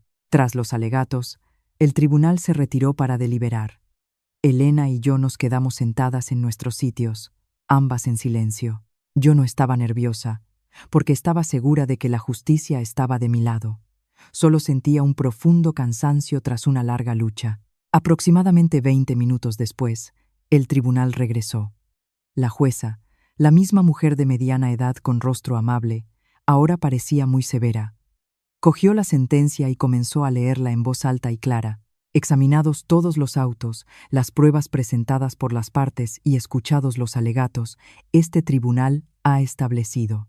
Analizó cada punto, desde la definición de bienes privativos y gananciales hasta los actos de engaño y apropiación por parte de Javier. Cada palabra de la jueza era como un martillazo que destrozaba las últimas esperanzas del demandado. Las acciones del ciudadano Javier Pérez constituyen una grave violación de los deberes conyugales, una manifestación de deslealtad, falta de respeto y una gestión negligente de la propiedad común. Las sumas que el ciudadano Pérez transfirió arbitrariamente a su madre y a su hermano sin el consentimiento de su cónyuge constituyen un acto de apropiación indebida. Por consiguiente, la reclamación de Ana García sobre la devolución de dichos bienes es totalmente fundada. En cuanto a la reclamación de indemnización por daños morales, el tribunal, teniendo en cuenta que por parte de Javier Pérez y su familia se produjeron actos que afectaron negativamente al honor, la dignidad y el estado anímico de Ana García, considera que dicha reclamación también debe ser estimada parcialmente. Finalmente, llegó el momento más importante. En virtud de los artículos del Código Civil y de la Ley de Enjuiciamiento Civil, este tribunal decide, Estimar las pretensiones de Ana García. Se condena a Javier Pérez a devolver a Ana García la cantidad de 38.450 euros. Se condena a Javier Pérez a pagar a Ana García una indemnización por daños morales de 8.000 euros. La suma total a pagar por Javier Pérez a favor de Ana García asciende a 46.450 euros. 46.450 euros. Esta cifra, que resonó en la sala, hizo que Javier se tambaleara, como si fuera a caer. Su rostro se volvió blanco como el papel. Pero eso no fue todo. La jueza miró hacia la zona del público, donde estaba sentada Isabel. Con voz severa, añadió: además, el tribunal hace constar la conducta inadmisible de la ciudadana Isabel Pérez, manifestada en la alteración del orden durante la sesión del juicio. El tribunal apercibe a la ciudadana Pérez.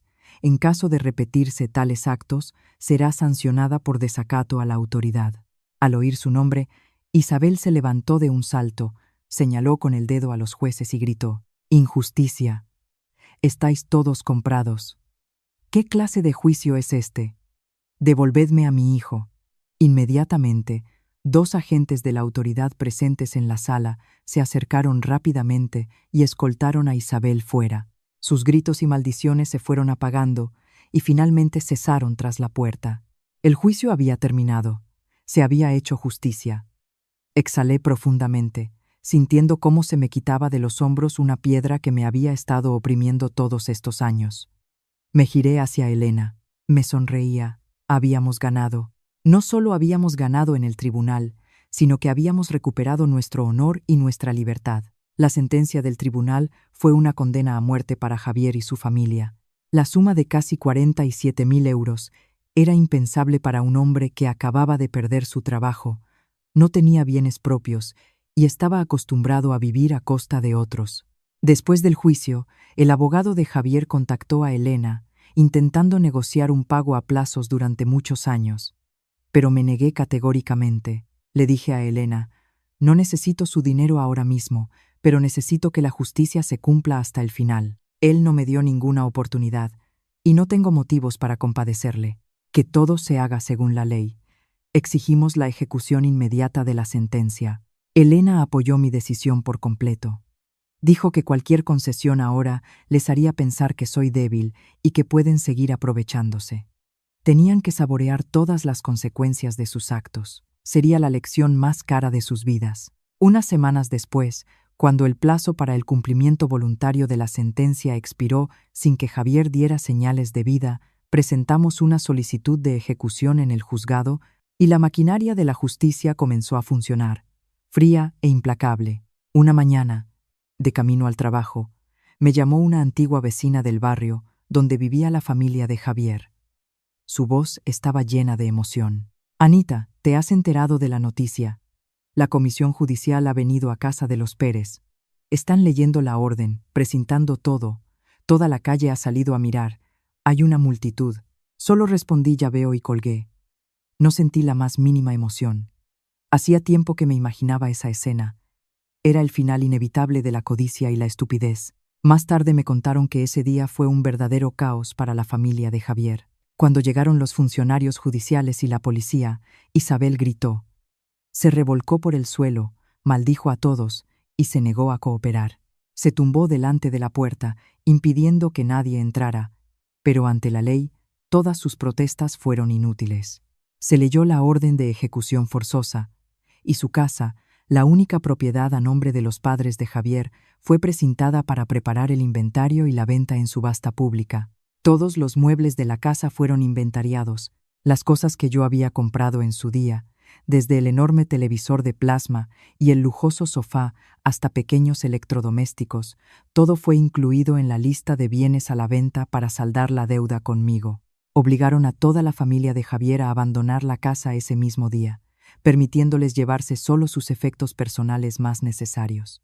En una sola mañana, se quedaron sin hogar. La ruina de la familia de Javier se convirtió en el principal tema de conversación de todo el barrio. Nadie se compadeció de ellos. La gente solo se regodeaba, diciendo que era un justo castigo para una familia que había vivido a costa de su nuera. Mientras su vida se iba a pique, mi carrera despegaba. Tras resolver todos mis problemas, me concentré por completo en el trabajo. Mi energía y creatividad, reprimidas durante tanto tiempo, se desataron. Propuse y lideré con éxito un importante proyecto estratégico que reportó enormes beneficios a la empresa. En la reunión trimestral de resultados, el CEO me elogió personalmente ante toda la directiva. Dijo: "No solo estoy impresionado por las cualidades profesionales de Ana, sino que admiro su fortaleza de espíritu y su resiliencia. Una persona que puede soportar y superar tormentas personales para trabajar con tanta dedicación merece el más alto reconocimiento". Y luego anunció mi nombramiento como vicepresidenta de Desarrollo Estratégico. Toda la sala estalló en aplausos. Yo estaba en el escenario, recibiendo flores. Mi corazón rebosaba de orgullo y felicidad. Había demostrado que el valor de una mujer no reside en si complace a la familia de su marido, sino en sus propias capacidades y su dignidad. Había perdido una familia tóxica, pero me había encontrado a mí misma, una versión más fuerte, exitosa y brillante que nunca. Pensé que la historia terminaría ahí. La casa de la familia de Javier se vendió en subasta, pero el dinero obtenido, tras deducir todos los gastos, apenas cubrió un poco más de la mitad de la deuda. Decidí considerar la parte restante como una limosna para gente desesperada, sin querer gastar más tiempo y energía en ello. Quería cerrar completamente el pasado y centrarme en mi brillante futuro. Pero la vida a veces da los giros más inesperados. Una tarde, mientras cenaba con mis padres en mi nuevo apartamento, sonó el teléfono, un número fijo desconocido. Dudé un poco, pero al final contesté: «Diga, ¿Anita?». Se oyó al otro lado una voz masculina de cierta edad, familiar.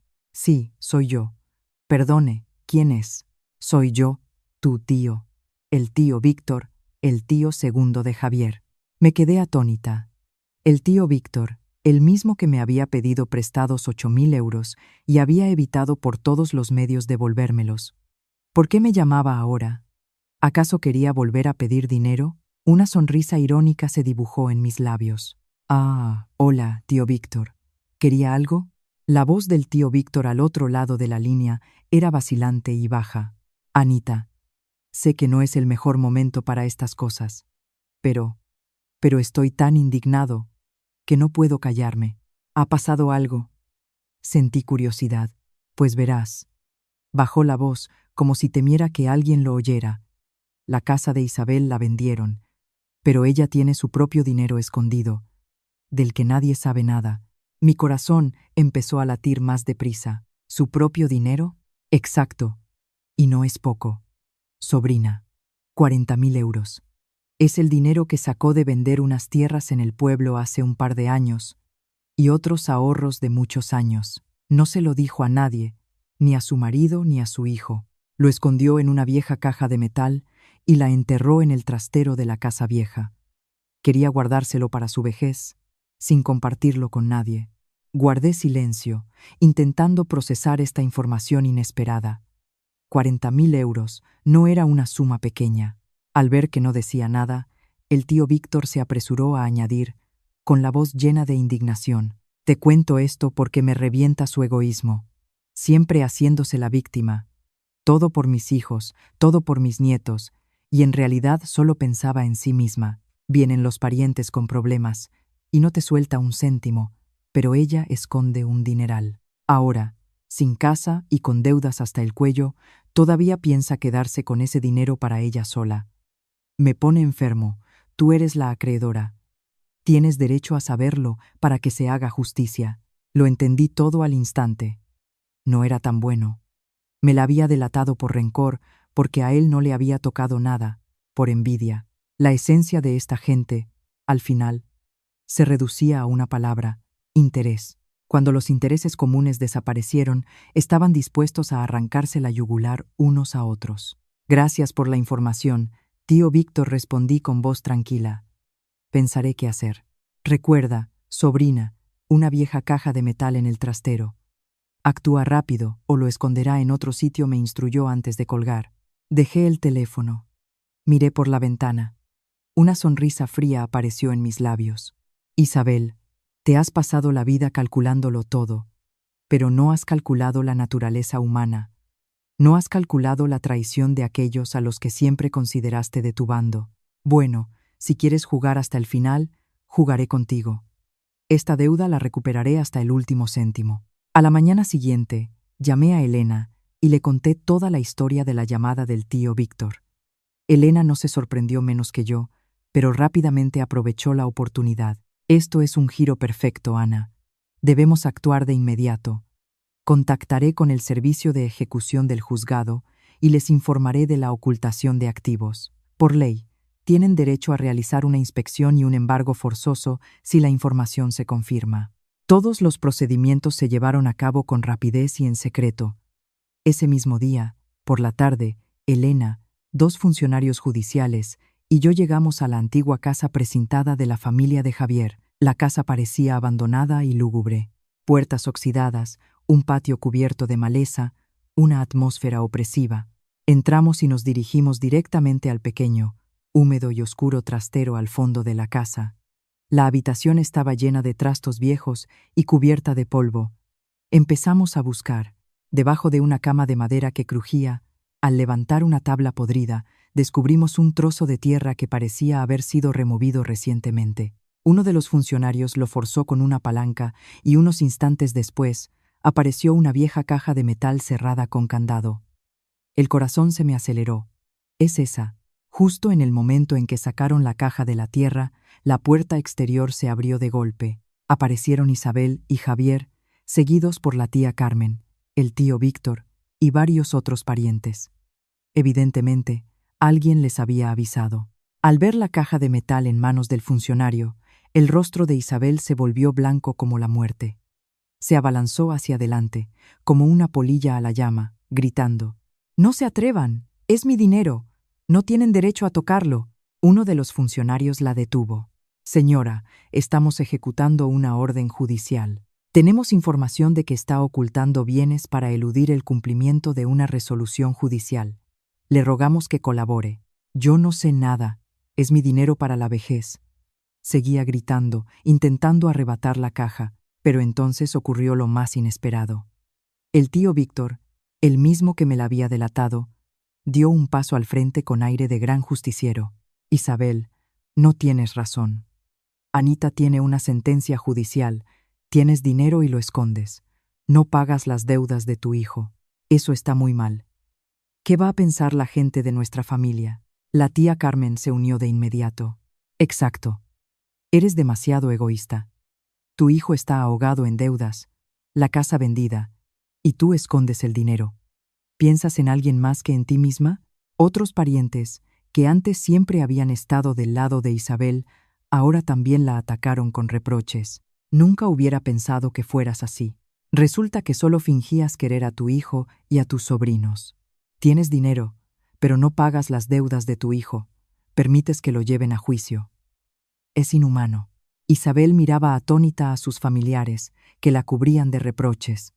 En sus ojos había confusión, dolor e incredulidad.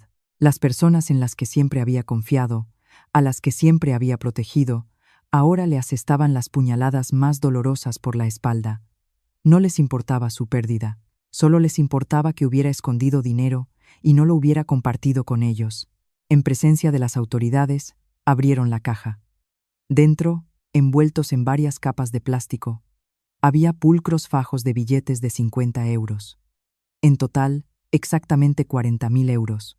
En ese momento, Isabel se derrumbó por completo, cayó al suelo y rompió a llorar en silencio. Eran lágrimas de desesperación, humillación y traición. Los parientes miraban el dinero con codicia y pesar, y luego de nuevo a Isabel, con reproche y desprecio. Yo me quedé observando en silencio aquella tragicomedia.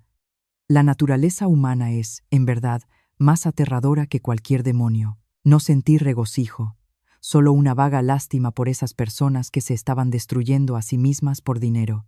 La suma de 40.000 euros fue precintada en el acto y transferida a las arcas del Estado para la ejecución de la sentencia judicial. Mi guerra, en esencia, había llegado a su fin. Uno podría pensar que después de descubrir el dinero oculto, Javier y su familia se rendirían definitivamente, pero no. La desesperación los volvió aún más locos e imprudentes. Decidieron apelar, y en la vista del recurso de apelación, recurrieron a su último y más sucio truco. El astuto abogado de Javier presentó al tribunal, con aire serio, una nueva prueba, una grabación de audio.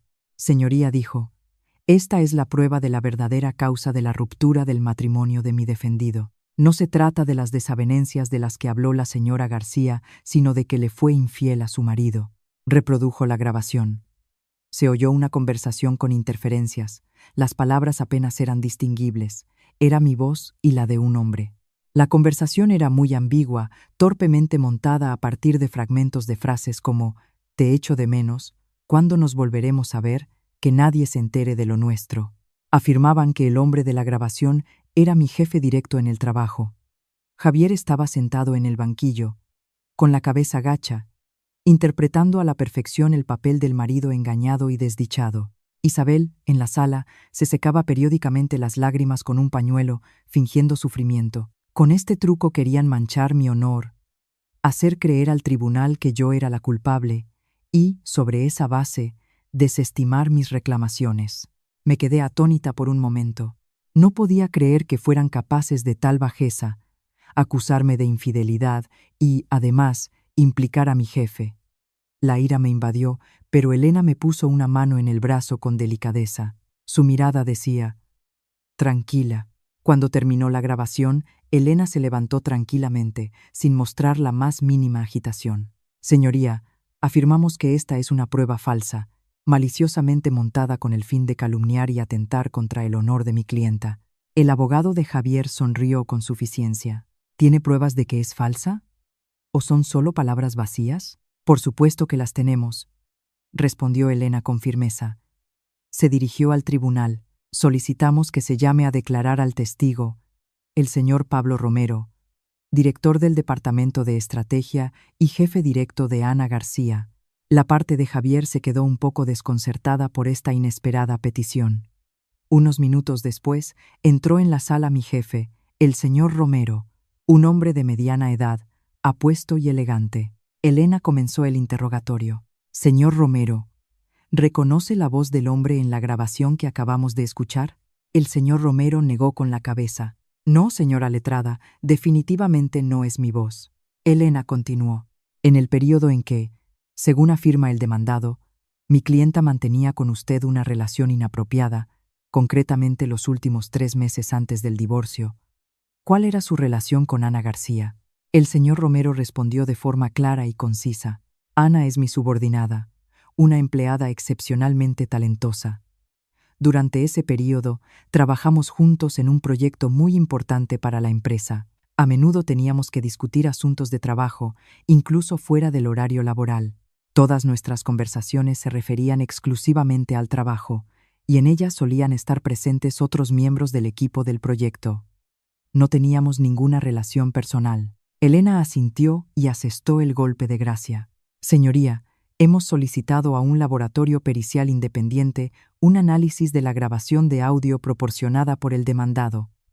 Y aquí está el resultado». Puso sobre la mesa un informe con un sello rojo. «El peritaje ha demostrado que dicha grabación ha sido manipulada. Está montada a partir de numerosas conversaciones diferentes. La voz masculina de la grabación no coincide con la del señor Romero. Además, se ha determinado que varias frases de Ana García fueron extraídas de sus conversaciones con repartidores y operadores de telemarketing. Es un hecho evidente e irrefutable de falsificación de pruebas. Las pruebas eran demasiado concluyentes. El abogado de Javier se quedó mudo. Javier e Isabel palidecieron como la muerte. Su sucio plan había sido desenmascarado con deshonra. El juez presidente golpeó con fuerza el mazo. Su voz estaba llena de ira. La presentación al tribunal de pruebas a sabiendas falsas constituye una obstrucción a la justicia y una falta de respeto a la ley. El tribunal considerará la posibilidad de exigir responsabilidades a los culpables. El juicio terminó con una sentencia final y meridianamente clara. El tribunal de apelación desestimó por completo el recurso de Javier, manteniendo la sentencia de primera instancia. Estaba obligado a pagar toda la deuda y la indemnización. Además, Javier fue multado por falsificación de pruebas, e Isabel, por alteración constante del orden y desacato al tribunal, Fue condenada a 7 días de arresto administrativo. Cuando los agentes se llevaban a Isabel, estaba completamente destrozada. Ya no gritaba, solo caminaba en silencio con una mirada vacía y sin vida. El castigo por la mentira y la obstinación finalmente había llegado. La sentencia firme del tribunal fue el fin de todos los esfuerzos de la familia de Javier, pero solo el comienzo de una serie de tragedias y su completa ruina. El castigo a veces no llega de inmediato, pero cuando lo hace es ineludible. Javier, con una enorme deuda y una nueva multa, era absolutamente insolvente. Tras múltiples citaciones de los funcionarios judiciales, que ignoró, finalmente fue procesado penalmente por elusión maliciosa del cumplimiento de una resolución judicial. Un día, Elena me informó de que Javier había sido detenido. Su destino estaba sellado, una pena de prisión. El hombre que una vez fue tan orgulloso y engreído ahora miraba el mundo desde detrás de las rejas. Y Kiko, el inútil hermano menor de Javier, al quedarse sin el apoyo financiero de su hermano y su madre, volvió a endeudarse. Desesperado, cometió un robo y fue pillado infraganti. Teniendo en cuenta sus problemas anteriores con la ley, Kiko recibió varios años de cárcel. Los dos hermanos acabaron reuniéndose, pero ya en una celda. La mayor tragedia, quizás, fue la de Isabel. Tras los 7 días de arresto, fue puesta en libertad, pero su espíritu estaba completamente quebrado. Sus 2 hijos en la cárcel, sin casa, el dinero confiscado. Se quedó sin nada, sin un techo sobre su cabeza. Decían que se había ido al pueblo, que había vendido el último trozo de tierra familiar para poder sobrevivir. Pero también allí la estafaron unos timadores, prometiéndole inversiones rentables, y lo perdió todo hasta el último céntimo. Una noche se cayó y se rompió una pierna. Sin dinero para un tratamiento adecuado, sin familiares que la cuidaran, quedó postrada en la cama, viviendo de la caridad de los vecinos. La enfermedad, el dolor y el tardío arrepentimiento minaron rápidamente su salud. Un día, me llegó la noticia de que Isabel había muerto sola y en la miseria. Cuando la encontraron, el cuerpo ya estaba frío. El funeral fue silencioso. Solo acudieron unos pocos vecinos y parientes lejanos por guardar las apariencias. Aquellos a quienes tanto había protegido y cuidado toda su vida no estaban a su lado. Escuché estas noticias sin alegría ni tristeza. Solo un vacío y una reflexión sobre las leyes de la vida. Se cosecha lo que se siembra. Ellos mismos habían escrito el trágico final de sus vidas. Su historia, para mí, había terminado de verdad. 6 meses después de que todas las tormentas amainaran, mi vida entró en una fase completamente nueva, brillante y luminosa. Mi carrera ascendía meteóricamente. En el puesto de vicepresidenta, tuve aún más oportunidades de demostrar mi valía. Cerré importantes contratos, propuse estrategias audaces, ayudando a la empresa a expandir su cuota de mercado. Mis ingresos ya no solo se medían en miles de euros al mes, se les añadieron generosos bonus. Demostré mi valor no con palabras, sino con resultados concretos. Pero la mayor felicidad para mí fue la oportunidad de dar a mis padres una vida mejor. Con mis ahorros, compré un espacioso piso de lujo en el centro de Madrid, cerca de mi trabajo. Desde el balcón, lleno de flores, se veía un parque verde. Traje a mis padres de su pequeña ciudad a vivir conmigo. Al ver sus sonrisas felices y satisfechas, lo cómodos que estaban en su nuevo hogar, cómo su hija cuidaba de cada detalle, sentí que todos mis esfuerzos no habían sido en vano. Mi vida ahora giraba en torno al trabajo, la familia y los amigos cercanos. Cada fin de semana llevaba a mis padres a buenos restaurantes, al cine, o simplemente paseábamos juntos por el parque. También empecé a dedicarme más tiempo a mí misma. Spa, yoga, libros, viajes. Disfrutaba de la libertad, la independencia, la sensación de tener el control total de mi vida. Un día, mientras estaba en una cafetería con Elena, ella mencionó de pasada: «Por cierto, he oído que Javier ha salido de la cárcel. Dicen que le han dado la libertad anticipada por buen comportamiento». Bebí tranquilamente un sorbo de café. «Vaya», sí, continuó Elena con cierta incomodidad. «Dicen que ahora vende verduras en un puesto del mercado. Parece muy viejo y demacrado, el pelo casi canoso. Nadie lo reconocería como el dandy que era antes». Guardé silencio. La imagen de Javier con el pelo cano, vendiendo verduras en un ruidoso y sucio mercado, pasó por mi mente, pero no despertó en mí ninguna emoción, ni regocijo, ni lástima. Él y la historia de su familia se habían convertido en parte del pasado, lejano y borroso. Le sonreí a Elena. Bueno, allá ellos. Es su vida. ¿Para qué vamos a pensar en eso? Oye, ¿qué te parece si este fin de semana nos escapamos a Marbella? Reservo los billetes y un hotel de 5 estrellas. Elena me miró y se echó a reír. Claro, si invita a la vicepresidenta, yo siempre me apunto. Nos reímos alegremente. El sol de la mañana, brillante y cálido, entraba por la ventana.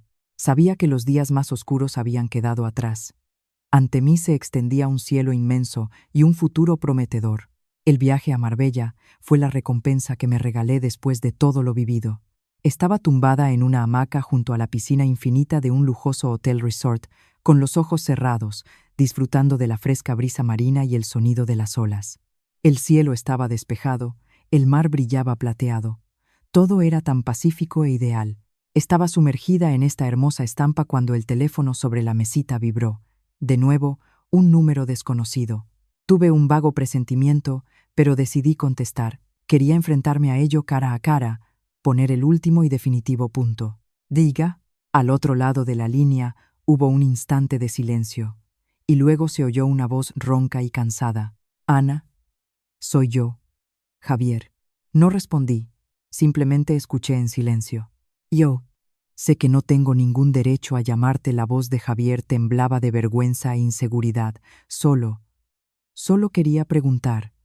¿Cómo estás? ¿Estás bien? Estoy bien. Muy bien, respondí, breve y fríamente. Bueno. Me alegro, tartamudeó Javier. Ana, yo. Sé que no merezco el perdón. Te he hecho mucho daño. Pero de verdad, no tengo otra salida. He salido de la cárcel sin trabajo, sin casa, sin familia. Quiero empezar una nueva vida. Quiero abrir un pequeño puesto de verduras, trabajar honradamente, pero no tengo capital inicial. ¿Tú no podrías prestarme un poco?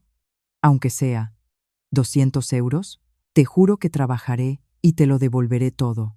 La última petición, y de nuevo sobre dinero. Suspiré en silencio, sintiendo todo lo absurdo de la situación. Hasta el final, no había cambiado. Seguía siendo el mismo hombre débil que solo sabía pedir. Pero esta vez no sentí ni ira, ni desprecio, solo lástima.